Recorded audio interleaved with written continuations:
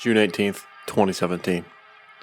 Two pilots from VFA-87, the Golden Warriors, enter Syrian airspace to provide close air support to friendly fighters in the city of Raqqa.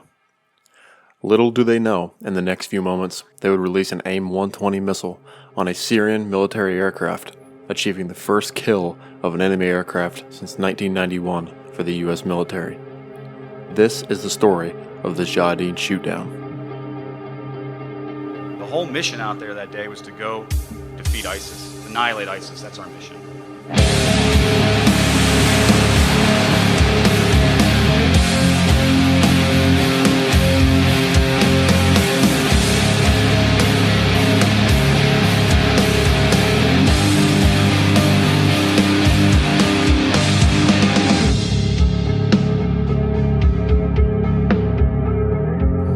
Syria has been in civil war since 2011. The country is divided by the Syrian Arab Republic, led by Bashar al-Assad, and multiple opposing threats, including Al-Qaeda, the Islamic State, as well as Syrian Democratic Forces, often called the SDF.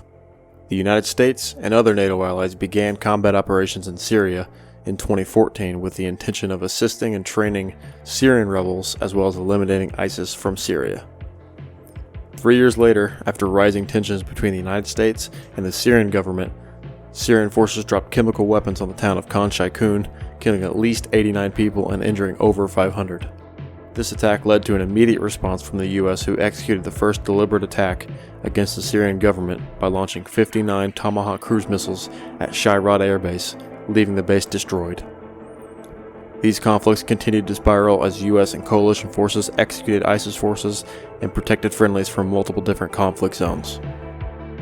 On June 18, 2017, off the coast of Syria, the USS George H.W. Bush was warming up and FA-18s were launching off the deck and heading into country for multiple sets of missions that day. Two pilots from VFA-87, Lieutenant Commander Michael Trimmel, callsign Mob, and his wingman Lieutenant Commander Jeff Kruger, callsign JoJo, are briefed on a close air support mission near the city of Raqqa. The pilots prep their FA-18Es, launch off the carrier, and bank right, heading east towards Cyprus, Syria. In trail are two more F-18s there to assist with the day's CAS mission, Lieutenant Commander William Veeder and Lieutenant Stephen Gasecki. All four pilots approach the Syrian border and begin talking to troops on the ground who are in need of close air support.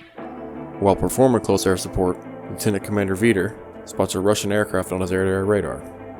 He relays this to Lieutenant Commander Trimmel, who decides to monitor the Russian aircraft while the other flight of three continues air-to-ground strikes. While monitoring the Russian aircraft, Lieutenant Commander Trimmel spots an unknown contact on his radar close to the friendlies they're supposed to be supporting. Mob calls over the radio, saying that he spotted an unknown aircraft near friendly forces.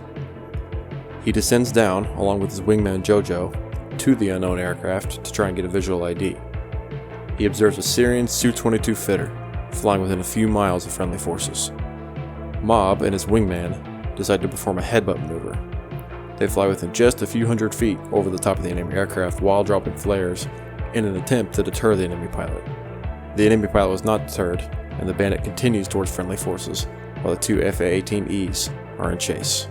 Just as Mob begins to start a fourth headbutt maneuver, the Su-22 drops two bombs near a group of friendly forces. Mob had seen enough. He's cleared to engage. He flips the master arm on and locks the bandit with an AIM-9 missile. He gets good tone, fires, and waits for the splash. The bandit continues flying with no missile impact.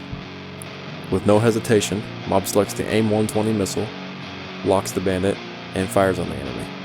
The missile impacts the rear of the jet, and the pilot ejects as the aircraft spins towards the earth. Just as the aircraft impacts the ground, Mob and JoJo break left away from the crash and start gaining altitude away from any other threats. Within the next few hours, they safely make it back to the carrier and live to fight another day. The Syrian pilot, Ali Fahd, survived the crash and was rescued by government forces the day after. The Syrian and Russian government both condemned the shootdown, calling it a blatant act of aggression towards Syria and even going as far as suspending communication with the U.S. for a period of time. Russia soon after stated that any U.S. aircraft west of the Euphrates River would be considered potential targets for air-to-air combat. Trimmel was later awarded the Distinguished Flying Cross for his actions that day. He stated, "I couldn't have done it without the guy sitting next to me, JoJo, and the other guys that were airborne that day."